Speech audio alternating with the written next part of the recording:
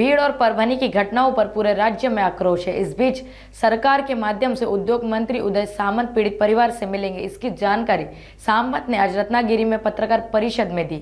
साथ ही उन्होंने अजमेरा हाइट्स में मराठी व्यक्ति पर किए गए हमले की भी कड़ी निंदा की है। मराठी माणसावर जो परवा हल्ला झाला त्याच्या बाबतीत राज्याच्या मुख्यमंत्र्यांनी कठोर कारवाई केली। शुक्ला नावाचा जो माणूस होता त्याला निलंबित पण केलाय, त्याच्याबरोबरची मुलं होती त्यांना जेलमध्ये टाकलेलं आहे।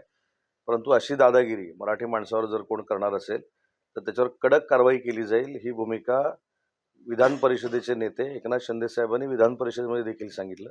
ही प्रवृत्ती वाईट आहे, त्या ज्या पद्धतीनं बोललं गेलं मराठी माणसावर ती प्रवृत्ती वाईट आहे।